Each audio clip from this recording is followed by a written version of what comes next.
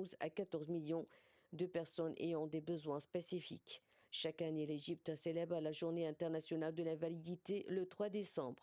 Le Conseil communique avec les associations afin de recevoir les candidatures de personnalités distinguées parmi les personnes handicapées dans tous les domaines afin de participer et de les honorer à cet événement. Le président Abdel Fattah al-Sisi a reçu en septembre 2022 le Grand Prix du Comité international paralympique en signe d'appréciation pour ses efforts en soutien aux personnes ayant des besoins spécifiques. Le président a déclaré que l'Égypte accordait une attention particulière aux personnes en situation de handicap, étant convaincu de leur capacité et de leur potentialité. Il a ainsi souligné la nécessité de fournir des services de formation et de réhabilitation appropriés ainsi que des soins adéquats et des opportunités égales leur permettant d'y participer efficacement avec le reste de la société.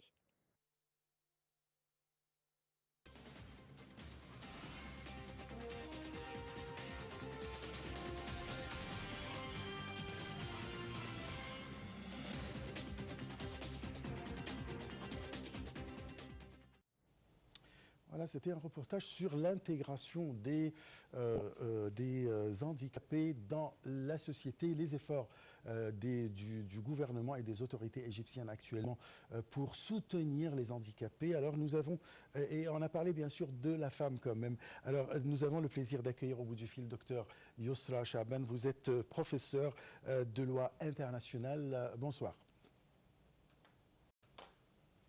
Bonsoir Dr Yousra. Est-ce que vous m'entendez, Docteur Yousra Chaaban? Je rappelle que vous êtes professeur de loi internationale. Vous m'entendez?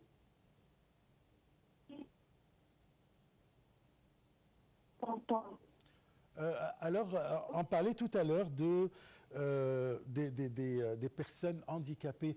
Comment vous voyez l'intérêt du gouvernement à soutenir les handicapés en Égypte?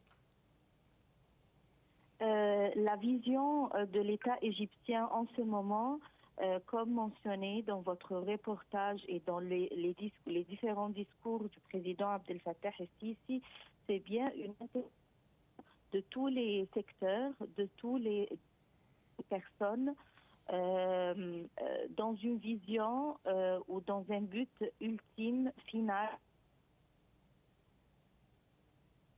du pays.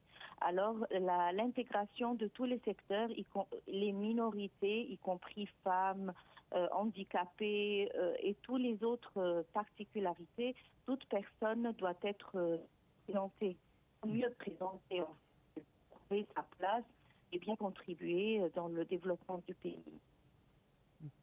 Bien sûr.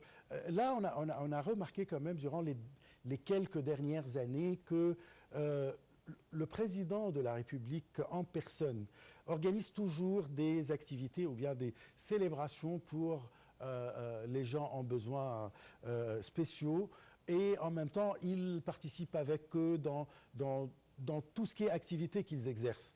Qu'est-ce que ça reflète? Est-ce que c'est un point positif pour eux, même psychologiquement? Ça met en place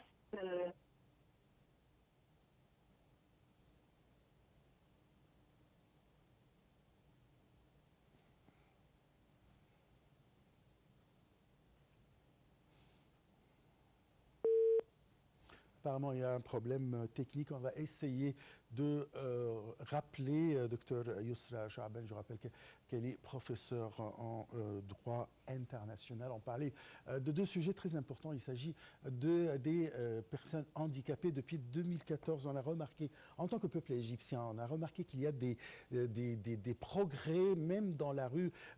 Ça n'existait pas même des endroits spéciaux pour accueillir ou bien faciliter le mouvement des gens handicapés. Aujourd'hui, on les voit partout, bon, pas partout, mais quand même dans plusieurs endroits, que ça facilite leur mouvement, ça facilite leur activité. Si on visite n'importe quel endroit, ou bien société de travail, bien sûr, on va trouver que la loi de 5% des handicapés est bien appliquée et c'est vraiment des grandes amendes qui sont exercées sur les personnes ou bien les propriétaires, les autorités, les directeurs de n'importe quelle société qui n'applique pas la loi d'embaucher 5% de leur personnel parmi les handicapés. Ça, on l'a senti, on le sent dans plusieurs jours. Le deuxième chose, ou bien le deuxième sujet qui nous intéresse vraiment, c'est la situation de la femme.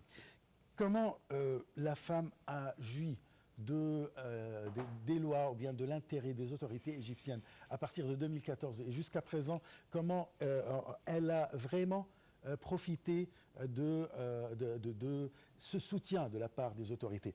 Docteur Yousra Chaaban, vous m'entendez? Oui. Bonjour. Alors, je parle maintenant de la situation de la femme. Est-ce que vous, en tant que femme, bien sûr, et puis en tant que professeur, est-ce que vous sentez vraiment un changement vis-à-vis du soutien des autorités aux femmes actuellement? Oui, bien sûr. Par exemple, je dois mentionner que la loi de l'investissement égyptienne, elle oblige en fait que la femme soit présentée dans les conseils d'administration des différentes entreprises égyptiennes. C'est une figure importante. Maintenant, les gérants, ou plutôt les employeurs, essayent en fait de mettre en place une stratégie pour inclure la femme dans tous leurs conseils de classe, leurs conseils d'administration, leurs conseils d'entreprise, ainsi de suite. Il essaie en fait, je ne vais pas dire que tout le monde a bien appliqué tout ce que dit la loi, mais on est bien dans une voie, on est optimiste, dans une voie d'optimisme. On peut dire que les gérants, les employeurs essaient en fait d'appliquer cette stratégie nationale. On a vu par exemple qu'il y a plusieurs femmes, et surtout des femmes jeunes, qui ont participé au Parlement égyptien dernièrement, qui ont leur place.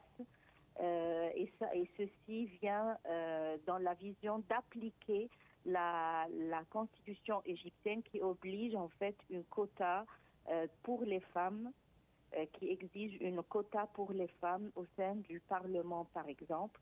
On a d'autre part trouvé des gérants ou des chefs d'entreprise des femmes, et le ministère du planning, de la planification en Égypte, elle encourage de plus en plus l'entrepreneuriat féminin, et elle fait des programmes, elle organise des programmes particuliers pour ceci.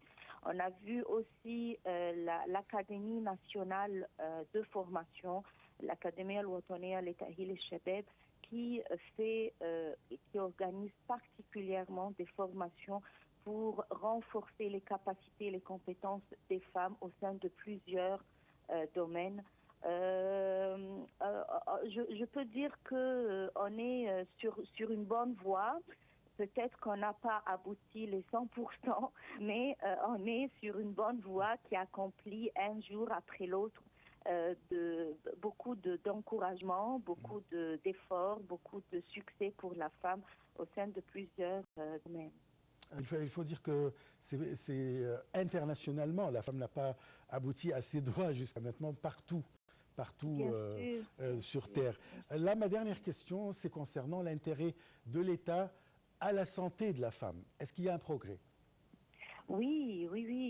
En coopération ou en collaboration avec le ministère de la Santé, l'État égyptien a mis en place plusieurs initiatives pour la santé des femmes, surtout en ce qui concerne le cancer des seins, en ce qui concerne, par exemple, il y a Bahiya, c'est un hôpital particulier qui est dédié à tout ce qui est cancer, l'état de santé de la femme.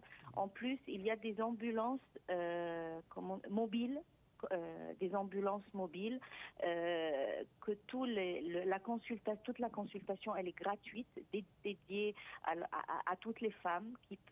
La femme peut aller à cette ambulance, elle peut consulter en ce qui concerne la foi, la tension du sang, la diabète, si elle est diabète, et ainsi de suite. Finalement, ce que je peux dire aussi, c'est que l'État égyptien, elle a pris en considération les femmes handicapées. Je sais que dans votre émission aujourd'hui, vous avez aussi parlé de handicapés. Tout à fait. Oui, mais je dois vraiment mentionner que maintenant, pour prendre des accréditations, pour des organismes prennent des accréditations de l'État égyptien, ils doivent en fait recruter des femmes handicapées. Par exemple, au sein de notre faculté ou de notre université de Ain Shams, on a commencé à appliquer les 5% d'employeurs femmes handicapées en fait, en prenant en charge de recruter des femmes handicapées.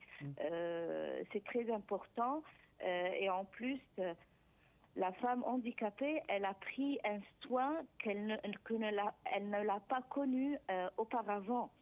C'est très important. Elle est maintenant représentée au Parlement, elle est représentée au Conseil national des femmes, elle est invitée à plusieurs célébrations nationales. Tout ça mentionne une vision générale de l'État égyptien, une vision nouvelle ou du renouveau, on peut dire. C'est le renouveau en cette matière. Oui. Je vous remercie beaucoup, Dr Yousra Chaaben. Je rappelle que vous êtes professeur en droit international. Là, on parle de deux sujets, comme on vient de mentionner. C'est l'intérêt de l'État au soutien et son soutien aux handicapés, mais aussi à la femme. Mais maintenant, il y a les initiatives présidentielles pour la protection de la santé des femmes égyptiennes. Les femmes en bonne santé ont plus accès à l'éducation, l'emploi, la participation politique, améliorant ainsi leur statut social. En conclusion, la bonne santé de la femme est un élément essentiel pour le bien-être des individus, des familles, des communautés et du développement de toute la société. Fortement conscient de cette réalité, le président Abdel Fattah el-Sisi a lancé une série d'initiatives pour promouvoir de la santé de la femme égyptienne, sans oublier qu'on vient de parler quand même d'une stratégie globale concernant la femme égyptienne.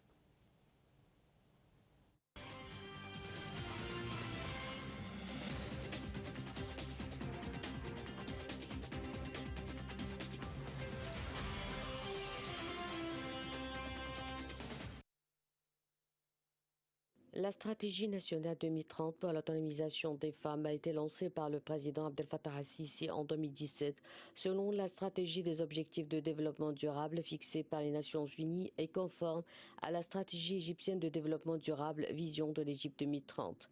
Cette stratégie est basée sur le fait que les femmes deviennent un acteur majeur